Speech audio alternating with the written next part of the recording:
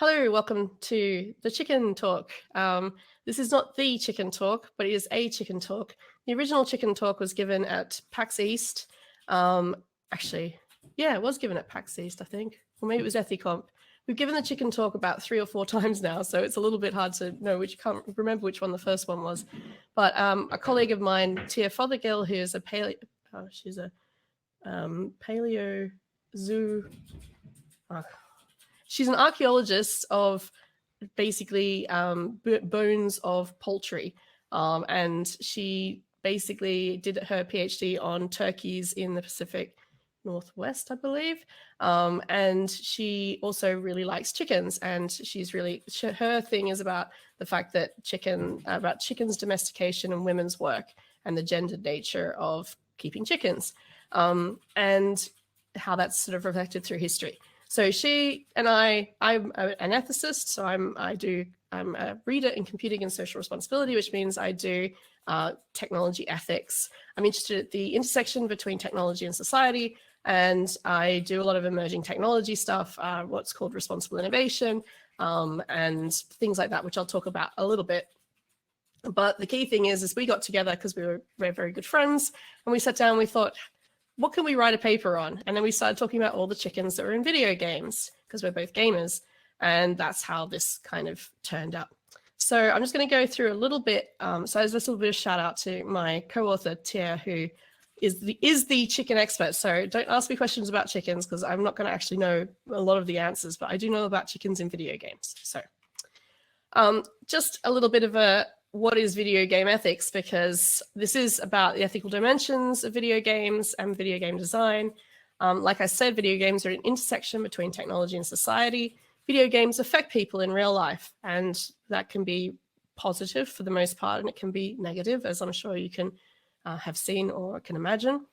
And video games reflect our society and relationships that we have in our society. Even the most fantastical games are kind of rooted in our norms, our expectations, behavior, our backgrounds, what we expect, how we expect things to behave, etc. in our society.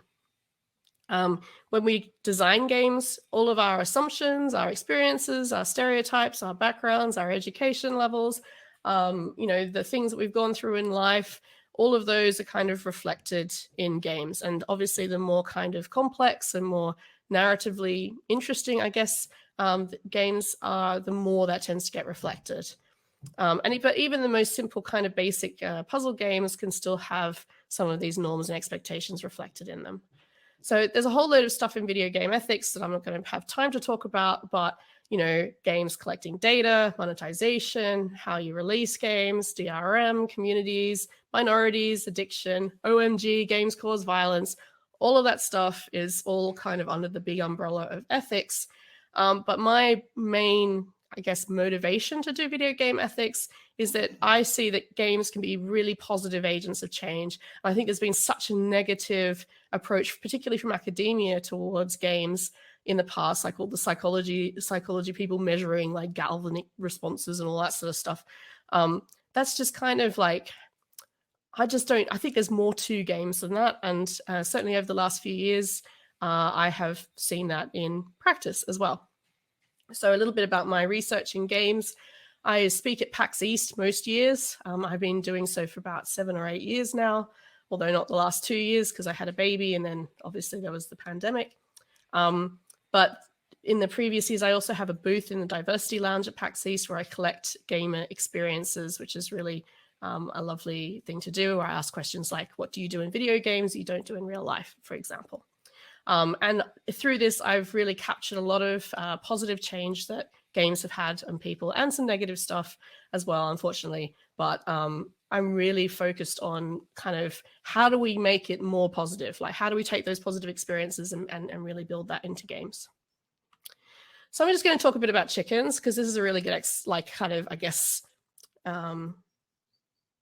distillation of some of these things, I think, and it's just such a fun topic to talk about, and everybody's obviously here for this, so let's do it, right?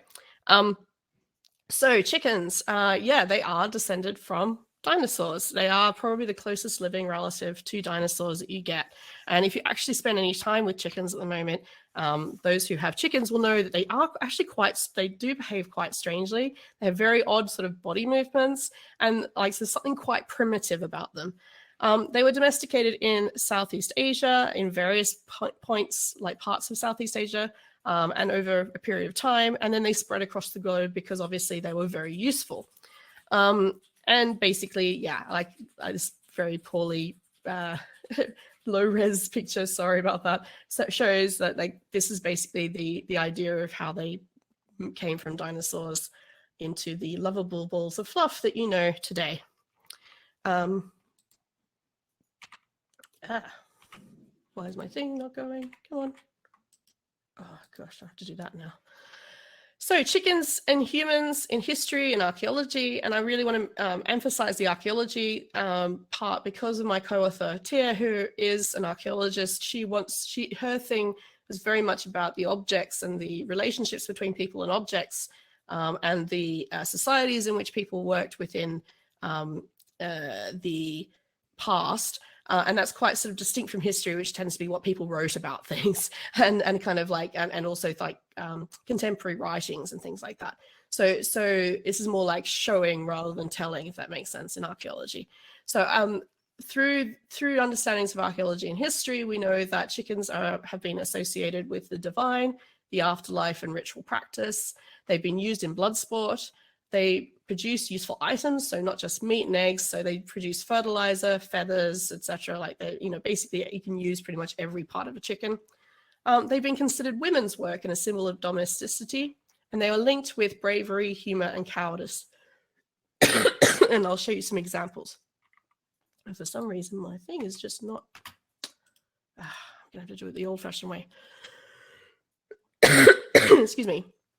So this is Mercury with his chariot. There's been dragged along by two roosters, and you can tell that they're roosters because they have those impressive sickle feathers on their tails. They are basically, there are many instances of chickens being used in divine practice in various societies throughout history, and that's just one of them. Basically, there are quite a few. I think also Juno is also represented by chickens in various parts. Bloodsport. This is a particularly horrible Shrove Tuesday event that used to happen, particularly in Bristol. There was a particular one in Bristol where they decided to ban it because it was so horrible. Sorry, I'm just gonna have a glass of water. And basically, the people who were doing it were mostly apprentices, and they rioted. So what they used to do is they tie this poor unfortunate chicken to a post, and they'd throw sticks and rocks and things at it until it died. And that was considered a really fun Shrove Tuesday exercise, basically. So pretty awful. This is a picture of 1930s women looking after chickens, but throughout time, chickens have been considered a part of women's work. In fact, in some cultures across the world, if you're not female, you can't keep chickens. Oh my gosh, sorry. And I remember Tia telling this lovely story about this man in somewhere in the Middle East, and I forget where exactly, but when asked if he had any chickens, he said, "Why would I keep chickens? I don't have a wife." And so there's this sort of throughout history and throughout the world, it has mostly been a women's activity because of the domesticity side of it. Chickens have also been associated with humor, and this will come back obviously when I talk about video games. This is a vase that has a picture of Aristophanes' The Birds, the play, which was one of the first ever humorous plays, and it depicts two chickens with rather enlarged human male appendages, which is particularly funny apparently to ancient Greek people. But the play itself is not very funny in today's readings, but it was one of the first humorous plays. It was intended as a humorous play. So Why would I be interested in researching chickens in games? Well, apart from the fact that my best friend happens to be an expert in archaeology of chickens and has loads of awesome understandings of how chickens were used and abused in the past, and we wanted to write a paper together, we were just interested in actually, you know, there's actually something quite serious going on when we think about how chickens in video games are represented in video games. So we came up with 3 research questions, which are: how are the ways in which chickens are portrayed in video games are linked to perceptions of chickens in the past? What do our obsession with and representation of chickens in video games say about our society? And is it right to represent chickens and other domestic animals in video games as objects of brutalization? So we did an extensive but not exhaustive search of video games from 1980 to 2015, which is when we wrote the paper. So it's a little bit out of date. So I know people keep sending me more chickens, but unfortunately I'm not able to update the paper anymore. And we found 53 games, which is quite impressive, that had chickens or chicken-like things represented in it.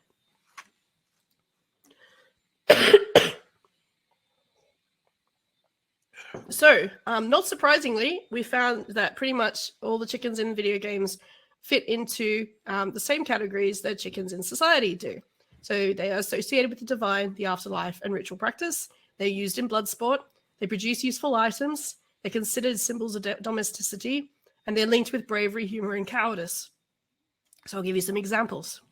So this is a Forge Quest, where a chicken, and you'll just have to trust me that this is actually a chicken. It just looks like a bird, but there's text and stuff that says it's a chicken. It's used as iconography.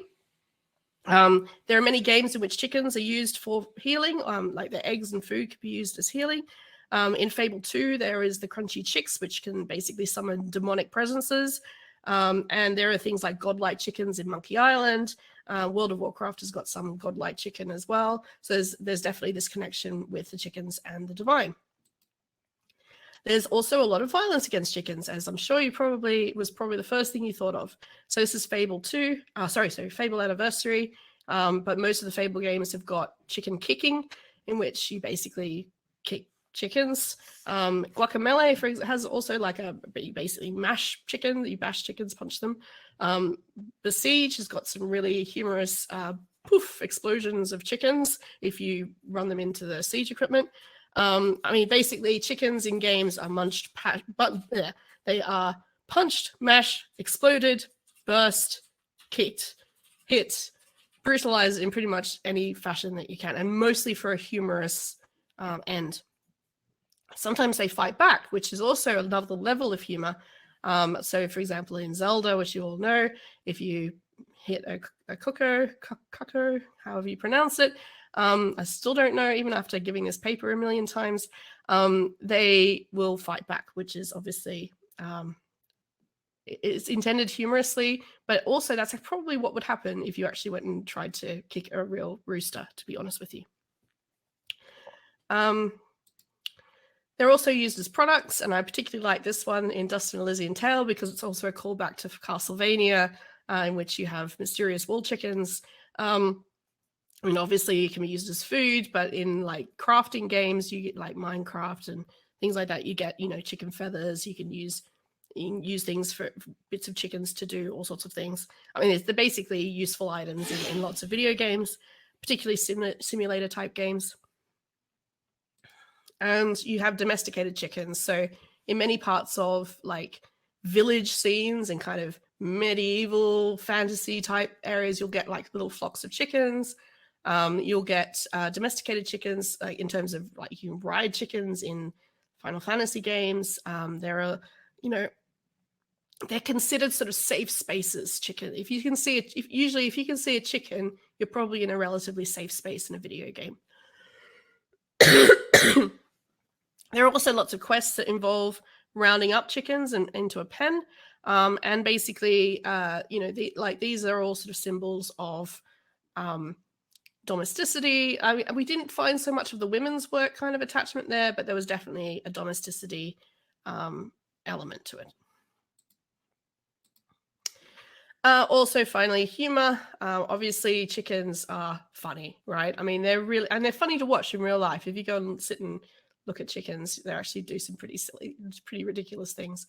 But they are used as for humor value in a lot of games. This is from The Witcher 2. I mean, there's lots of examples of humorous chickens. I mean, it's pretty endless the number of chickens that you get. Actually, I've got a big list here. If I just grab my paper of humorous chickens, which I meant to do before we went on this, but anyway, here we go. Oh, sorry. Yes. So one of the funny ones, particularly, is there are things like what they often do with chickens is show them as being weak, and then they have like these amazing powers. So there's a game called Mort the Chicken. The hero's chicken-dominated world is invaded by sentient cubes with steel chicks, and Mort the rooster has to use his superpowers and his comb whip to reclaim the chicks. He is a ruthless commando, which is not what you'd normally expect of a chicken, right? So there's this sort of like this over-exaggeration of a chicken's powers, and that's humorous because we know that they're fairly weak and, you know, like small and cowardly and things like that, right? There's also like some funny mods people do to games. So there's a Grand Theft Auto 5, I think, chicken mod where you can change the protagonist into a chicken. And this sort of gun-toting chicken can ride around on motorbikes and kill people and stuff like that. And that's sort of definitely for humor value, right? And then there's a Skyrim mod where you have this Macho Man Randy Savage voice coming out of a big beefy guy with a chicken head. And this, I mean, that's purely just for humor value. And then there's also like exploding chicken mods, and like people seem to love modding chickens into games, and it's usually for the humor value. So I think this is really summed up very much by we were looking through loads of forums and talking like where people talked about chickens in games. And one of the forum commenters said, you know, why do we put chickens in games? Because chickens are funny and abusing chickens is funnier. So yeah, so I think that there's a lot of that goes on in video games. So here's the Randy Savage mod. So what we also found, which was sort of outside of the traditional links with society and chickens, is that there's a lot of masculinity and hegemonic masculinity traits wrapped up in this chicken representation in games. So that chicken mod for Grand Theft Auto, where you've got the juxtaposition of this like gun-toting badass on a motorbike, and you plop a chicken there instead, right? And there's this sort of this funny juxtaposition of masculinity with the sort of helplessness of a chicken, right? You have the Mort the Chicken, who is humorously poking at masculinity as well, because he's this, you know, ruthless commando. They sort of like they really make a big effort to explain just how manly he is and all this sort of stuff. And there's this Macho Man Chicken mod for Skyrim, which has Randy Savage's voice. And there's this humor value, of course, when chickens fight back. So the idea that, like, you know, that there's this helpless, weak little thing, and it actually is kicking the crap out of you. But actually, if you went and got on the bad side of a rooster, it would really, like, they are really dangerous. They have these nasty spurs on the backs of their legs, and they can really take a chunk out of you. There's a particular game that was a Doom clone called Monsignor Cockburn, which we thought was pretty hilarious, which is basically a cockfight scenario where you just, like, you're a rooster and you have to fight other roosters, and like they just continually respawn. So you're just constantly just fighting other roosters. And this is kind of like, it just showed to us that there's like that's sort of like a distilled purity of what chickens represent in some, you know, to some people is this sort of violent kind of like association with this masculinity, because obviously it's Monsignor Cockburn, and this humor side as well, right? So I'd just like to remind you, though, if you do want to put chickens into your video games, please make sure you do it right. So this Randy Savage Macho Man Chicken mod for Skyrim has actually got a hen's head attached to a male body, not a rooster's head. And I kind of think that if people knew more about that, that would, yeah, make it slightly, I don't know if it makes it more or less funny. You can decide. But it's really important. Like, a lot of people who put chickens in video games don't understand the differences between male and female chickens. And if you put a whole bunch of male chickens together, they're just going to fight. Like, if you actually just had a run full of male chickens, they would just beat each other up, right? And so what you need to have is a group of female chickens and one, maybe two male chickens, if you've got a big enough group. But really, you wouldn't want more than that because they'll just fight each other, right? So the key thing there is that what we've seen in the video games is that people will often put just groups of male chickens in without like understanding the actual social like part of chickens, how they actually work as a group, that sort of thing. Or they'll have a group of female chickens with little chicks. And you can't have female chickens with little chicks unless you have a rooster. And I think that comes down to kind of like, you know, they obviously want to save on, you know, graphics and stuff like that, maybe, or they just don't have time or they don't care. But, you know, it does kind of break it for anyone that knows a little bit more about chickens than just that they're funny. So why is this all about ethics? I think really when you think about how chickens like are represented in games, and they aren't represented in games particularly well. I mean, there are some funny parts, and that's nice, and it's nice to kind of bring, you know, have chickens in games, and like the fact that they're kind of funny is fine. But it's nice to sort of, I think the way that we came at this was that as they are represented in some games, it tends to be on the kind of the negative side of things, because what it doesn't actually help people's understanding of chickens. It also can potentially normalize brutalization. I'm not saying that, you know, it'll cause people to go out and hurt chickens, but there's sort of this normalization of brutality, for example, and that can be potentially problematic. But there's also like, you know, there are ways of doing it better, basically. Why do it poorly when you could potentially do it better, right? So if you're going to be doing like representing chickens or any other domestic animals, it's probably a good idea to understand how they work to start out with. So take a holistic approach. So realistic depictions in farming simulators, for example, are a good way of seeing that. You could take a surprising but critical approach. So the realism of the ferocity of chickens in Zelda is a really good example of that. And basically, like if because people will tend to, you know how people play games, they tend to go and try to do stuff that's actually quite horrible in games, and then if there's no like direct payback for that, then they'll just keep doing it if it's funny to them. So this idea of like explicitly not depicting them as objects of unnecessary violence. So for example, in Divinity Original Sin, villagers will get upset if you actually kill the chickens, and that will cause problems for you.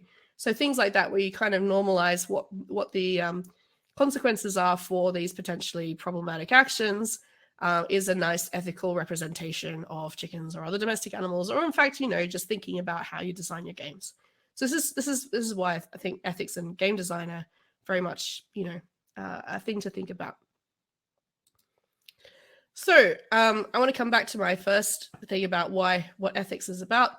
I mean, I think, like hopefully I've shown today that video games are an intersection between technology and society. They do affect people in real life. Video games do reflect our society, as I've shown with the chickens. Even the most fantastical ones can do that. And all of our assumptions and our experiences and stereotypes go into games. So the fact that people don't represent chickens properly is partly probably because we don't keep chickens generally these days, and we just buy them in the supermarkets in their component parts, and then we cook them or eat them or whatever. And so we don't really know like what chickens look like, that the male ones and female ones can look different or similar or whatever. So it's really important that we start to challenge these assumptions and challenge these stereotypes that go into games, and just think a little bit harder about, don't be lazy about it. Basically, think a little bit harder about what actually we're putting into our games. So yeah, I guess that's pretty much my talk. There's a little bit more about me. I'm Catherine Flick on Twitter. I've got a website which is very out of date. I've also got a podcast about video games and ethics, which I do with my colleague Tia Fothergill, who is the chicken expert.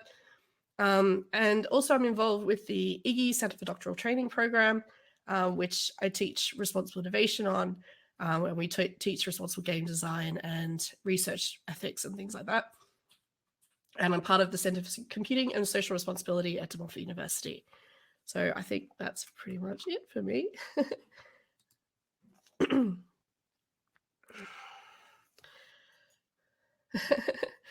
Yeah, I'm really sorry about the cold.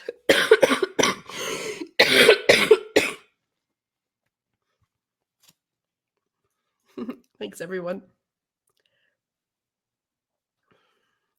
I'll probably hang out in the event chat if anyone wants to ask me specific questions. I won't die. I'm fine. It's just a chest. It's at least it's not COVID, right? So, yeah, exactly. Thank you. I've also got there's a longer version of the this chicken talk with me and Tier on that the podcast website if you're interested.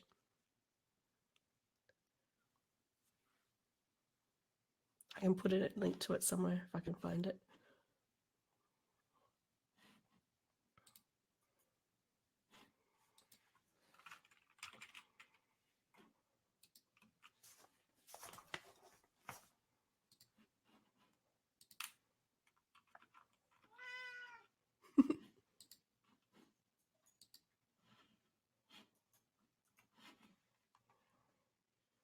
All right, I'll find the link for you. Just give me a second.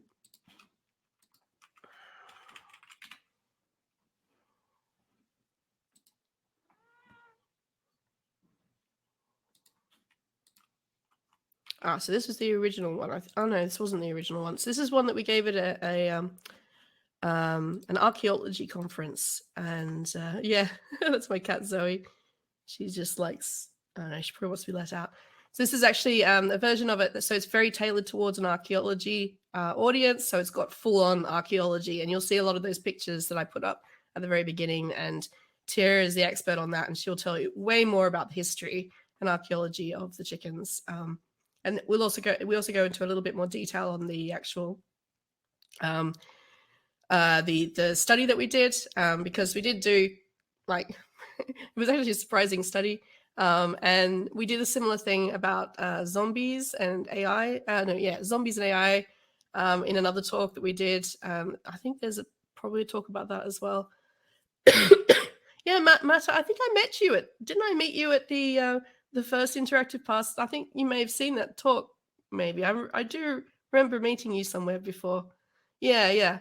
So the Value people over in Leiden are very cool, and they run a lot of events about archaeology and history and video games. So they run this. So this is actually the last talk of that conference where they did the first, and then we wrote a paper for their book as well. So you can read. There is a paper. I mean, there's a lot of papers. It's a ridiculous. That is my most read paper, but least cited.